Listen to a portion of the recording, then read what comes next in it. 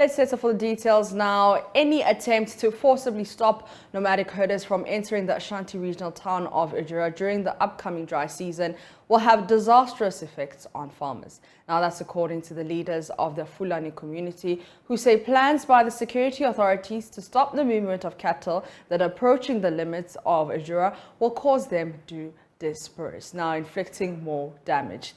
This comes after the Ujura Traditional Council declared a ban on the activities of nomadic herdsmen in protection of farms amidst security concerns. Nanao Jima has more in this report.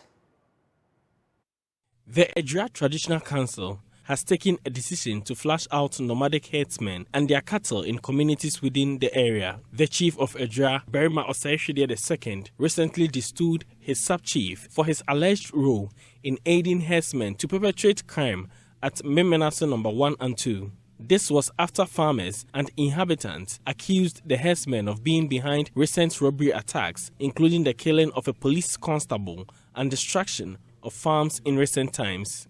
Abuafohene of Ujura Traditional Council, Nanaya Wapia, affirms the council's decision to evict the herdsmen from the communities. So the Fulani community in Ujura as a whole, we don't have a problem with them. We have never had a problem with them. The issue has to do with those who come in. Normally, they are not even from Ghana here. But you know, as Ghanaians, as welcoming as we are, when they come in, we think that they come to feed their cattle and go away. But they come along with this robbery, kidnapping, and destruction of farm produce. So we've resolved that enough is enough. The leadership of the Fulani community in Ghana, however, says the use of force to stop migrating cattle may cause the animals to disperse, which may lead to destruction of many farms. General Secretary of the Tabita Palaku International, Yakubu Musa Bari, suggests the traditional authority soften its stance on the matter. The timing of his invoking was very, very close. The animals have already moved. They are even close to enter. And if you say you disrupt them and stop them, they will spread. And that will bring a lot of security threat within that community, within the community or even the district. Musa Bari also expressed concerns about what he described as continuous stereotyping of the Fulani community. We are also whistleblowers to the security.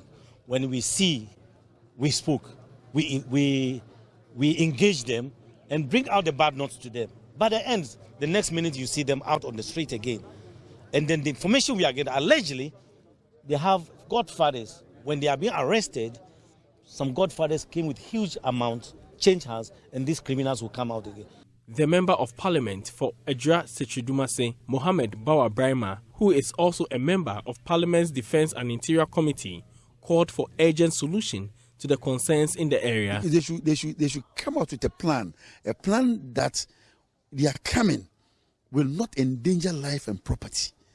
And if whatever plan that they bring sits well with the traditional authorities, all of us will sit down together and see whether their continuous influx into this constituency will not be to the detriment of our people.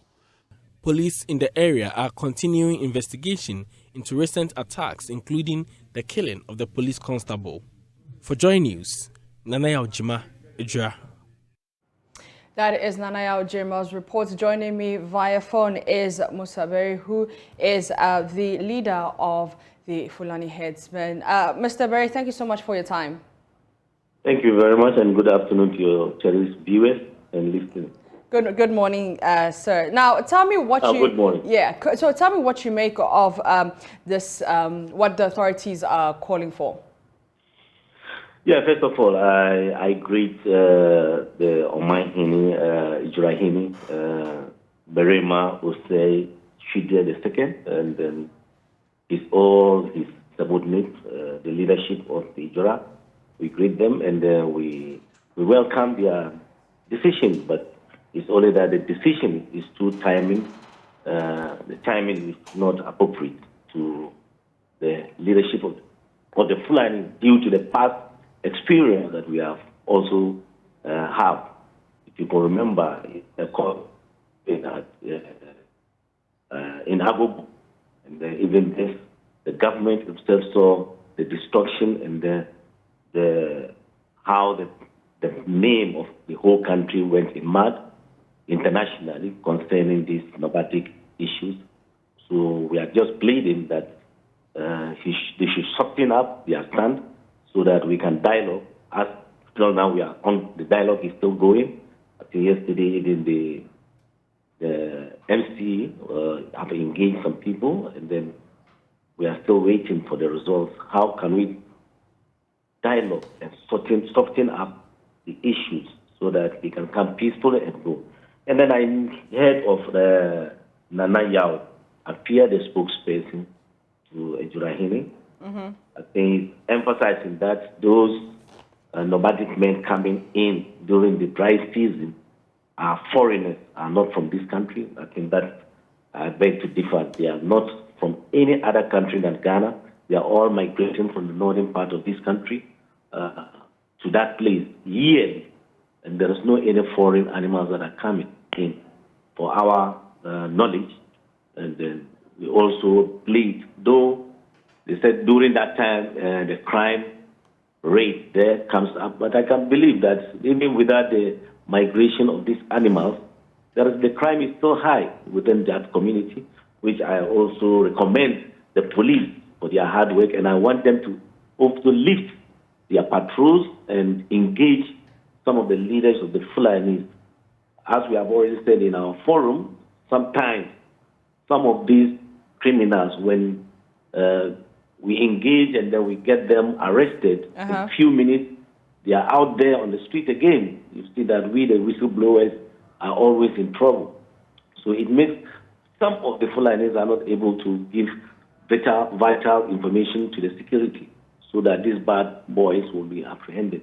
And then also, if they say a herdsman, it's not only the Fulanis that are herdsmen, and not only Fulani cattle that are coming there. Most of these animals are also belonging to the indigenous of this country. Yeah. And then the herdsmen too, it's not only Fulanis that are being herdsmen. We have these Konkombes, and we have Dagombes, we have even the Akan. Some of them even herds the animals.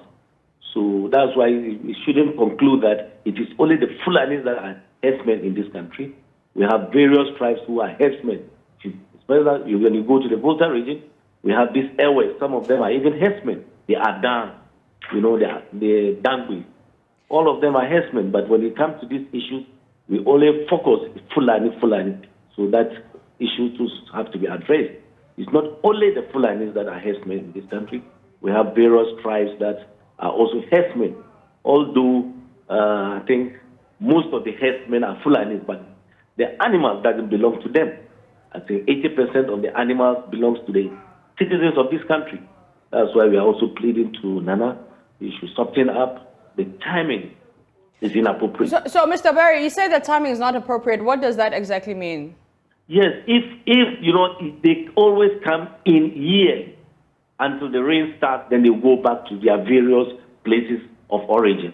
So we could have engaged this issue earlier before this time. As I already said, our checks have made that they have already moved, and these are animals that we are talking about. When you stop them in certain points where they normally come, it will bring a serious danger to the farmers themselves and even the security. That's why we are also pleading to Nana. You should soften up. Let's dialogue. Let's see this season. If you don't want them in your district next year, then we throw up a roadmap to that, so that before then, they coming in knows where they have to go. Because, yes, as we said, the ECOWAS give them the right to move, but not to come and destroy or come and cause any havoc within any place that they find themselves. But yet, our security men have to rise to the expectation. During this time, they have to raise their patrols and then get all perpetrators in book. And then we are also advising the security to help us, when these perpetrators are being apprehended. I feel like some will not be even charged to court, allegedly, because these criminals are also out on the street again. Not only the Fulani, but most of the criminals that if the whistleblower gives the details that they are being apprehended. I mean, so the Ejura Traditional Council has these concerns about the Fulani community coming in and out. Is there any way we can monitor their movements to at least, somehow settle their concerns? Yes, we can do that. But that's what I'm saying, that we could have done that months back during the rainy season. We can engage and then make a roadmap. Maybe the farmers, after harvesting, even the farmers need these people, the animals to come and graze, to fertile the land for them. That is another aspect of it. But we could have engaged about 3 or 4 months back. But this is the time. This is the season has already come. They have moved. They are very close to the community. So if you disrupt them there, maybe they will even destroy more than what if they come in. That is what we are looking at. The negative things that we are seeing to them, let's change it to the narrative, to the positive things, that also it gives economical effect to the community. Ijura is a farming community, it's a business, it's only a business center. And then we have to map out very well. These people, when they come in, the economy booms around the Ijura during that period that they stay there. It's only that the security to beef up their work so that we can apprehend all the bad notes. That are intention coming there to perpetrate crime. I think that it's not all the herdsmen that are coming there are criminals. Yeah. I think we have few of them that are criminals. So that work should be on the security to work up very harder during this short period that you will be around that place. So that we have a peaceful grazing, and then during the raining time they can go back. Mr. Berry, before I let you go, I understand you say that the security must, beef up their systems and how they work. But from your side, how will you help and make sure that the security and everything is working accordingly? We are engaging our people. Right now, I'm talking, as I'm speaking now, I'm in the Upper East region. Yeah. I'm in the Upper East region. We are still engaging those people coming in. If you have not moved yet, you should wait, because there's a tension around that area. Those who have not moved yet should stay behind until the harvest have been made. So that before, if the Nana have seen that maybe everywhere is cool, they can allow them to come and graze and fertile also their lands for them at the same time. So so I'm in the Upper East region right now that I'm speaking to you. We are engaging some of them that have not already moved from their place, so that even if they will move, they should direct their animals to another jurisdiction. So we are engaging them, and I think we are always ready. All engaged, all the security, doors are open if they call upon us. And I think we have been working so hard with them, and then I applaud them too, the hard work they are doing, that they are bringing down the crime, especially within the Fulani community. And then so you have engaged the police for your own safety? Most of the commanders knows me as I'm speaking. Okay. Yes, if anything about security threats within the Fulanis our doors are very, very open, Okay. and then we are welcoming this. We ourselves don't want the bad ones, although every home there's a bad boy. So, but the Fulani has been coming so much that now we have to get closer to the security agencies so that we work out and then bring out the bad notes out of it, so that we can even restore our good name that we have before in Ghana. All right. Thank you very much. That is Mr. Musa Ober, who's the leader of the Fulani community in Ghana. We'll be bringing you updates on that story in our subsequent bulletins. Away from that, work is steadily progressing on the terminal session of the Bo Ankara Integrated Logistics Terminal, which is the BILT, popularly known as the Bo Ankara Inland Port Project. Now, this came to bear during a recent tour of the project sites following the recommencement of work on the project by Just More Construction. Now, the project manager for Just More Construction Limited, Sadiq Jarrah, has been addressing the press after a tour of the site.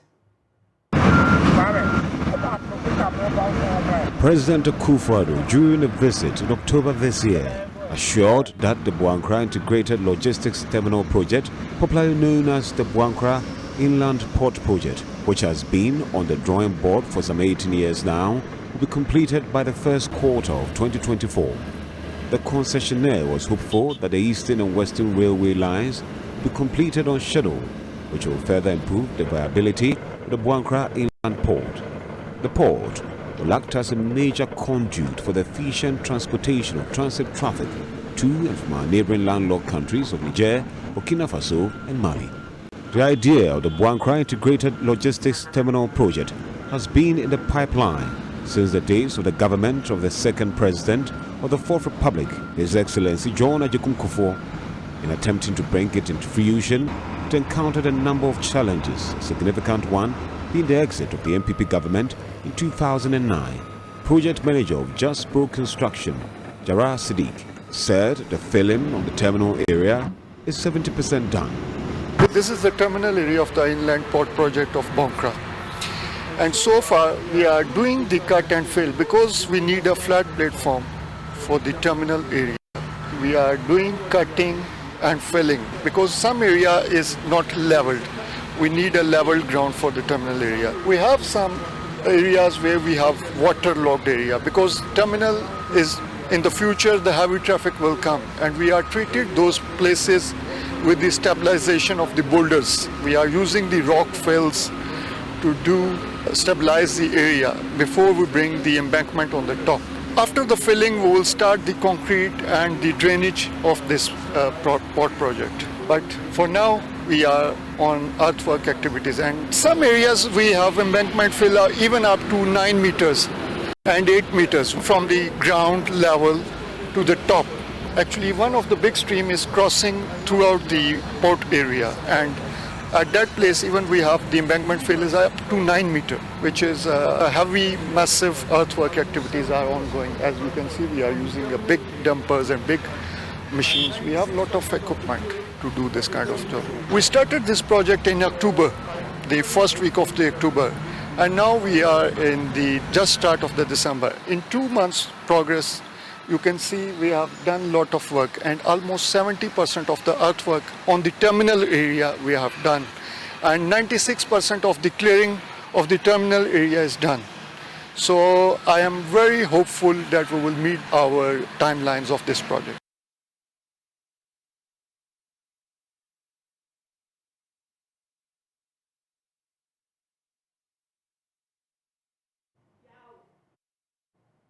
Residents of Agbeve community in the South Tong district say recent dredging activities on the Volta River is leading to pollution of a part of the river being treated for water. Now, the residents who fear the companies rather prospecting for minerals instead of dredging say their community may sink if the activities of the company, which started a week ago, continues. The residents who spoke with JoyNews in the Agbeve community noted that the illegal activities of the foreign vessel seen working is causing a lot of harm to them. Hence the urgent need for government to suspend their activities until they are formally informed and know what exactly the company is all about. They noted that their only source of water, which is the river Volta, has been polluted by their activities, and the water treatment plant built by the community has also been affected, making the community members unable to have good drinking water. Some of them have been speaking with JoyNews. That's what I'm saying. I know when you are coming with a project into a community, you must look at the advantage and the disadvantage, the benefit of the business that you want to establish.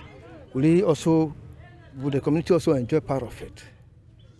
And it's like we never heard anything about this machine coming or that ship coming here to dredge.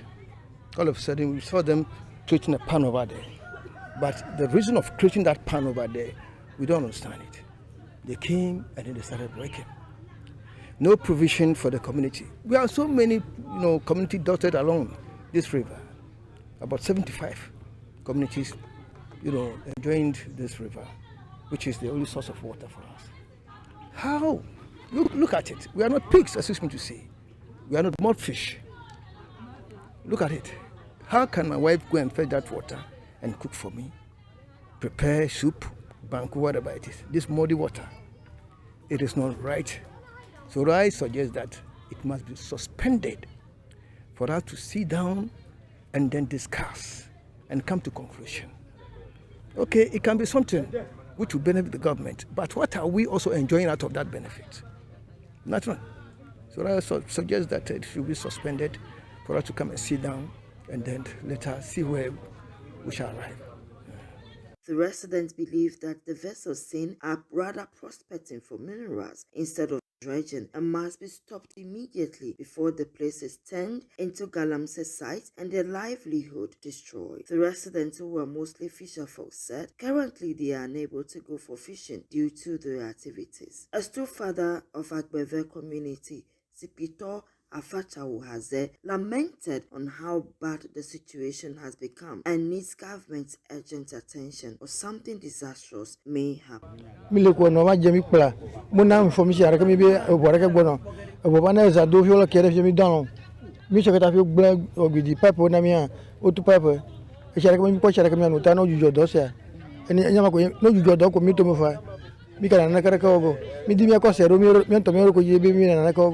Government is no problem be no rasi doji ko eto agbe kla sheka bulu no kere to ko shebu bulu gagere to abulu wa ka ida ire kese ko ka tabi gama ba wata le gama mese utote ba wata mi papa otui tami ko chimianu abo pure water honu. A community member managing the water plant has also been speaking with JoyNews. Yalemle shinya groni asheba ngbena mi enyele mashiaji tabri de bia mi won mi do na pita 2 weeks akego majejala machia vala every day bia modona 12 a day la for me. All they want is for government to suspend the activities of the company dredging here because according to them, government has not in any way helped them. When you talk about developmental projects in the area, government has not helped them in any way. So this is the initiative from the community, by the community. The school, everything here you see was initiated by the community. So they want government to put a stop, suspend the activities of that vessel immediately so they can get drinking water. The presiding member for South Tongue, Victoria Jeklo, who visited the community on the orders of the DC, suggested that the resident demand for a water tanker. She has also been speaking with JoyNews. We cannot sit back and look at them. So I decided to come and have a look at the situation this afternoon. And truly you have also seen the nature of the water. Immediately the people don't have drinking water. And the last time was suggesting that if there is anything to be done, there should be tanker supply. We should organize so that they'll be supplying them with water. Today that I came, I raised the same issue. And their question is, how sustainable will that be?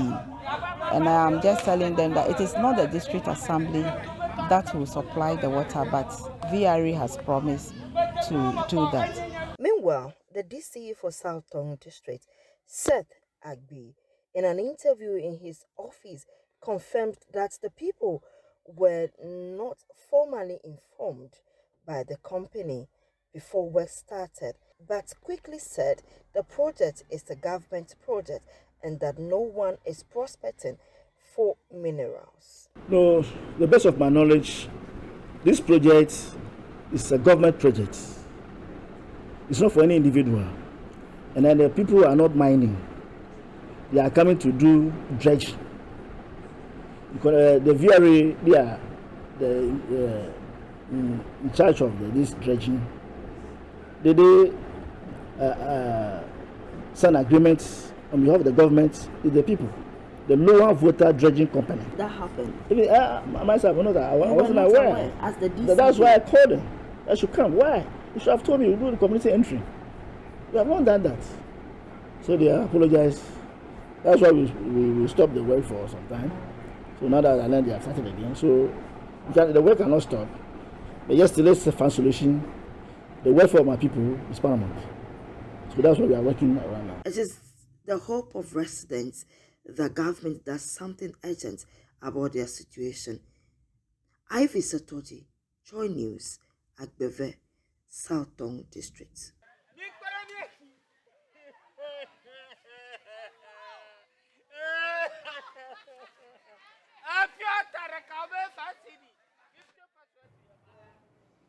Back here in Accra, school children at Ajingano Atma Primary School are scared of going to school. Now, this is because their school building is not safe. The school building has developed deep cracks and could collapse anytime. Aisha Ibrahim visited the school and reports the children are pleading with the government to attend to their needs with urgency. From afar, everything looks good at the Ajingano Atma Primary School in Accra. But a closer look shows a deeper problem. The building is almost falling apart. Deep cracks have developed in the school building. The cracks can be seen at the base all the way to the middle and even to the upper part of the building. School children at the Ajingano Atma Primary School are scared. So this structure, I'm told, used to house classes 4 and 6 and also the ICT laboratory. Right now, this structure has been completely abandoned because the teachers and students say it has become a death trap.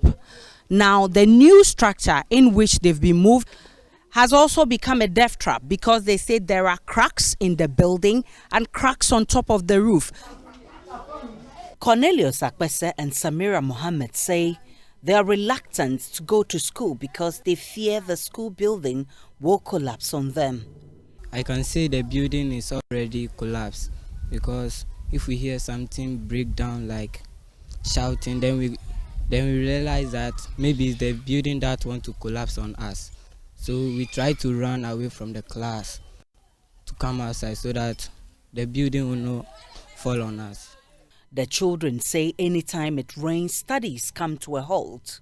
Sometimes when our teacher is teaching, the water drips on her from the cracks. Usually when it's raining, how do you cope? Sometimes you have to push our desks to the veranda, so that the water won't drip on us. So sometimes when our teacher is teaching, she has to stop teaching so that we'll come here.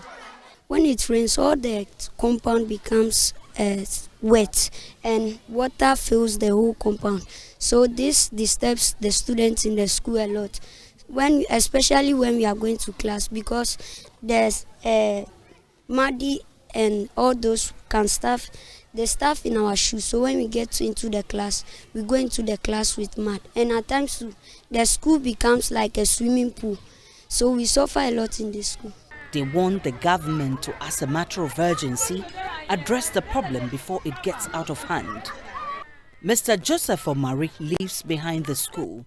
He says the dilapidated nature of the school keeps him awake at night. What I see in this area is not very good at all. Our kids are suffering.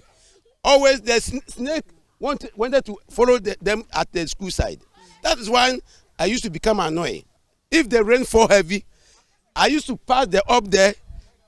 The building is shaking. Definitely, it's shaking.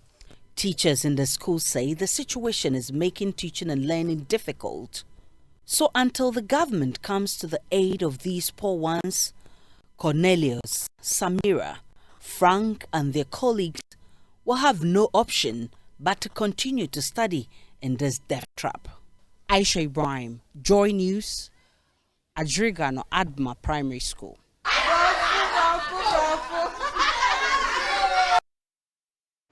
With less than 2 weeks to the national executive elections of the opposition NDC, today we'll put the spotlight on former Greater Accra Regional Minister Niama Ashite, who may just bring up a surprise in this race. Here's Raymond Akwa's reports, read to you by Ernest Mainu.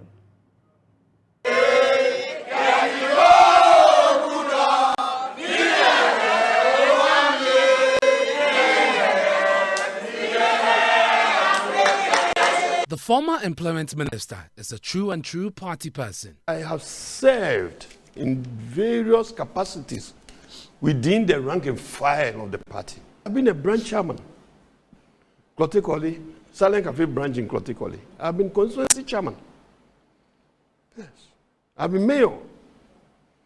I've been a member of parliament. I've been a minister. I've been a cabinet minister. As a cadre, he lost a lot of political currency after losing the Klotekole seat and the bitter legal battle that ensued to the daughter of his former boss and mentor, President Rawlings. But he bounced back. Sure you know that the party has a problem at leadership when it comes to national elections and organization. Exploiting the differences between current chairman of the party and his general secretary by asking the delegates to vote him to help him restore confidence in the NDC's leadership. Recently, I'm sure you heard what Asidu Ketia said when he was talking about Ampofu, that tells you there was a problem. But these are two big men at the top, throwing mud at each other and so on. But will he be the national chairman to lead the NDC to victory after 2 successive losses? Time will tell. Agric Minister Dr. Afriya Okoto has asked the Upper East Regional and District Directors of Agriculture to implement pragmatic measures aimed at preventing the smuggling of agricultural produce to neighboring countries. Now, according to him, the smuggling of farm produce is taking a toll on the food resources in Ghana. Dr. Okoto said this at Bolgatanga in the Upper East region during his working visit to the region to interact with stakeholders in the agricultural value chain and also to announce the government's intervention in the sector. There's more in this report. The Upper East and Upper West regions have been noted as hotspots for the smuggling of farm produce to neighboring countries. The development has become a national concern in recent times.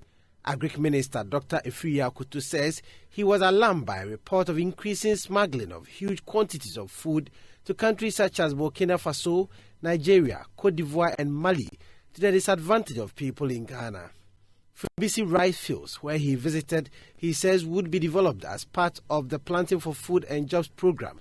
Currently, only about 900 out of the 5,000 hectares of rice fields in the area are being utilized, while the country continues to spend huge sums of foreign exchange earnings in the importation of rice.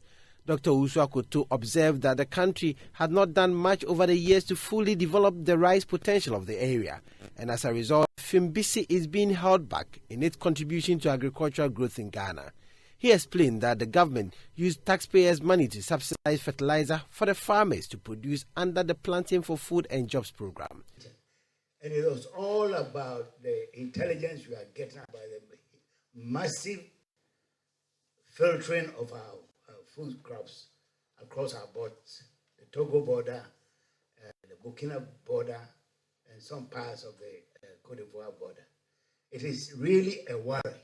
Anybody here who has anything to do, whether just the knowledge that you've seen any foreign truck plying our routes, some are going as far as our farm gate. I heard that there were loads and loads of Nigerian number-plated trucks going to Sebidi. This was 2 months ago. And because of that, on my way from Upper West, I went straight through to Sebidi to see what is happening there. He further indicated that the people in the country must be the beneficiaries of the outcome of the program and not nationals of other countries. The government, the minister stated, will not allow its investment to go waste, hence has signed an executive instrument against the export of raw farm produce. The current trend, the minister said, if not stopped, will affect Ghana's food sufficiency in the coming years. I realized that the president had today, 4 o'clock, called an emergency meeting specifically on this issue. So you see that is a huge national problem. And I want every one of you here to cooperate to make sure that we nip this thing in the bud. I don't even know, because my information 3 weeks ago was that all harvest in this region in particular has already left our borders to Burkina and other places. And I went to the valley today to see that not one grain is left to be harvested. Everything has been harvested. And where are the stocks? Where are the stocks? So if you don't take care, there will be a huge crisis by February, March, April. We will have nothing. The district chief executive for Busa South District, Daniel Kwame Garba, among some key farmers, spoke to the news team about challenges affecting the farmers. Challenges we have now is where we don't have irrigation system around, and then our drying. So we are having a lot of post-harvest losses at the moment. And then our waste, when it comes to the husk, how we dispose it off. The road leading to the valleys is not that good, and would want it upgraded so that when farmers harvest, or even when they are bringing their inputs, it should be easy, and when they are bringing their foodstuffs out, it should be easy for them to do that. I think the major hurdle is the road, and when done, will help the farmers tremendously. From the road Berimbisi and Fimbisi to Berimbisi is very terrible. During the harvesting time, farmers have challenges. Even after harvesting, how to carry their produce out, they find it difficult. And we are appealing to you that if you can come to our aid so that this challenge will be solved. The fertilizer issue, we appreciate of this your 15% subsidy, but it has also affected our challenge. So we appeal to you that if you can also go back to 50% subsidy so that coming next year, a lot of farmers can get this input to help their farming. You're still watching Joy News Desk on the Joy News channel. Up next is business.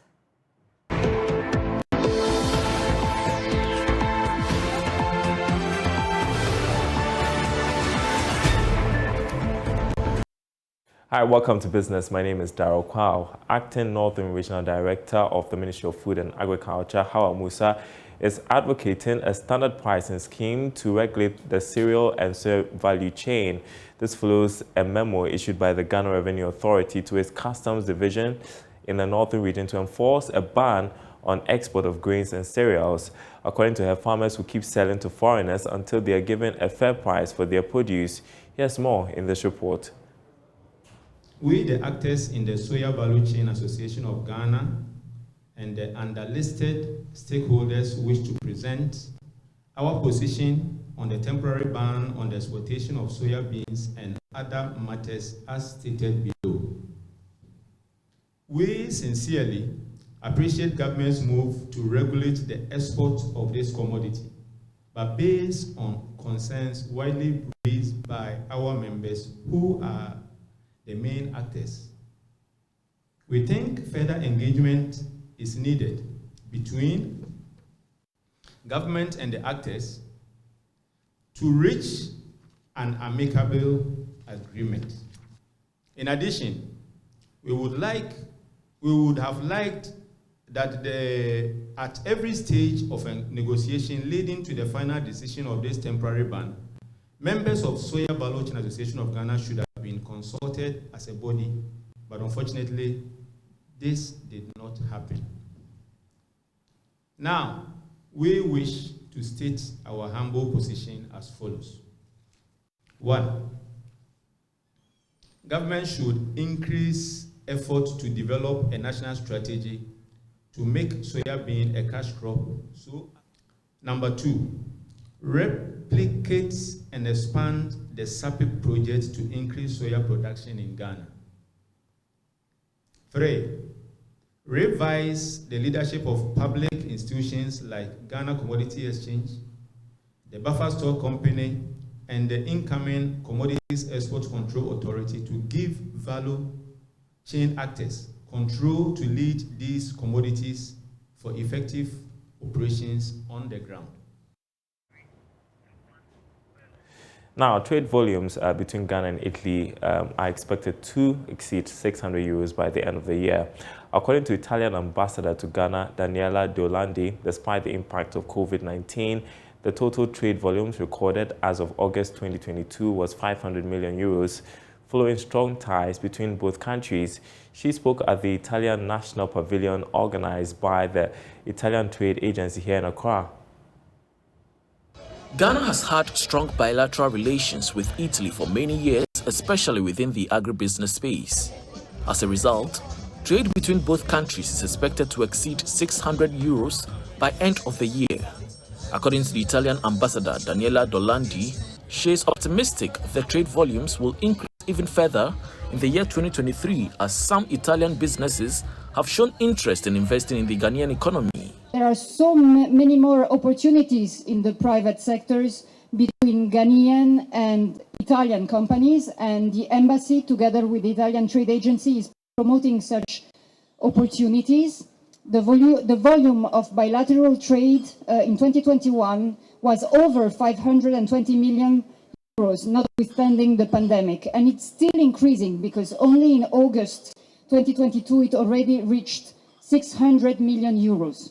So we hope for more and more opportunities for Ghana and for Italy. The Italian Trade Agency set up a dedicated Italian pavilion to host all 20 Italian companies at the 7th Agro-Food and Plast Print Park West Africa exhibition.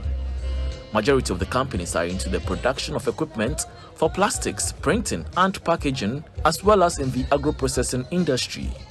Speaking at the official opening of the fair, Director of Italian Trade Agency for West Africa, Dr. Alessandro Galbino, said Ghanaian manufacturing sector requires new technologies and the Italian companies are in the country to provide them. The participation of 20 companies from Italy is also a sign of the commitment of Italy to be near our partners and customers in Ghana to study how to work together. Ghana is striving for quality, and if you like to have quality, you need to go where quality is. So I think Italy is certainly eligible in this regard, and with tonight, I hope that it will add, a new opportunity to connect among each other. Also present at the fair were the two Deputy Ministers of Trade and Industry, Nana Amadokwa Isiama Eje and Herbert Krapa, as well as many other businessmen and women. That's business. Do stay tuned. The news continues after this break.